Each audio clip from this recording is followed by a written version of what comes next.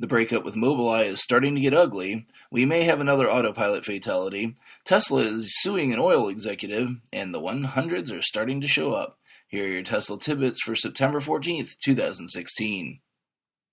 Teslarati reports that now that they've broken up, MobilEye has some less than kind words about Tesla's Autopilot system. CTO Amnon Shashwat of MobilEye said today that Tesla was, quote, pushing the envelope in terms of safety, end quote.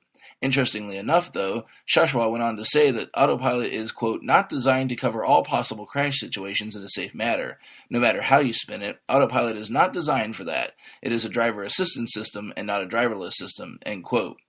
That argument is a bit disingenuous, though, as Tesla has never claimed the system to be driverless, and in fact has taken technical measures to ensure that you have your attention on the road. Tesla responded exactly as I've stated, saying, quote, since the release of Autopilot, we've continuously educated customers on the use of the features, reminding them that they're responsible to keep their hands on the wheel and remain alert and present when using Autopilot. Drivers must be prepared to take control at all times, end quote. Sadly, however, a few high-profile incidents show that people are indeed still not paying attention to the road while the system is engaged. This, unfortunately, is a good segue to today's second story today reported by Electrek. We allegedly have a second Autopilot-related fatality on our hands, with news coming out of China. In fact, this one would actually be the first if reports are true, as it occurred in January this year. The accident was under investigation for the first half of the year, but now details are trickling into Chinese media. Dashcam video shows the Model S obliterating itself on a barely moving street sweeper, with no apparent attempt to evade.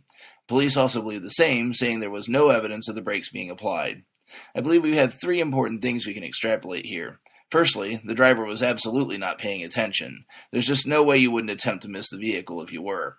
Due to number one. Secondly, it's likely that Autopilot was indeed engaged, likely creating the same situation that took Joshua Brown's life in Florida. Lastly, again, we have no automatic emergency braking engagement. Judging from the feature dump and explanation of the version 8.0 software, it's very likely that this accident could have been avoided in the new revision with the use of the radar system to handle the primary safety concerns. The young man's family is suing Tesla, saying they should take responsibility for the car not preventing the accident. When reached for comment, Tesla had the following to say, quote, we were saddened to learn of the death of our customer's son. We take any incident with our vehicles very seriously and immediately reached out to our customer when we learned of the crash. Because of the damage caused by the collision, the car was physically incapable of transmitting log data to our servers, and we therefore have no way of knowing whether or not Autopilot was engaged at the time of the crash. We have tried repeatedly to work with our customer to investigate the cause of the crash, but he has not provided us with any additional information that would allow us to do so, end quote. An oil industry exec may be in some pretty hot water after allegedly attempting to impersonate Elon Musk.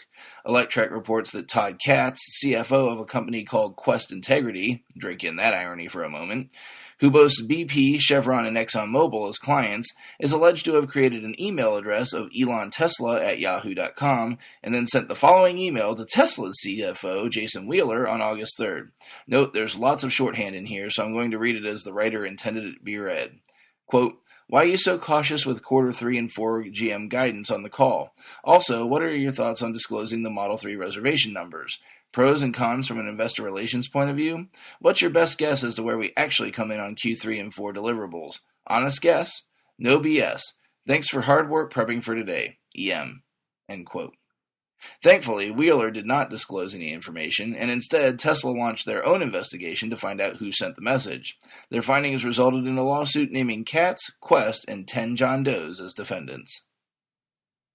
Lastly, ending on some positive news, Electrek reports that Model S and Model X P100Ds are beginning to arrive at stores and service centers in California in time for delivery before the quarter is out. Owners should be taking delivery any day now, which means YouTube should be rife with fresh P100D videos shortly. Be sure to check out the links to today's full stories in the show description. If you get some value out of the show, please consider supporting me at patreon.com/Tesla Tidbits. Thanks as usual to my super patron John Moltower for his support. If you have something to buy from Amazon, please consider using my Amazon link in the show description to access the site. It costs you nothing extra, and they'll kick a little something back to the show for your trouble.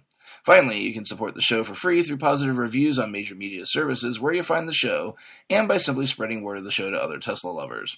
If you have feedback for the show, the best way to be heard is to tweet at Tesla Tidbits. That's all for today. I'll see you back here again tomorrow. Until then, keep it charged and hit the road.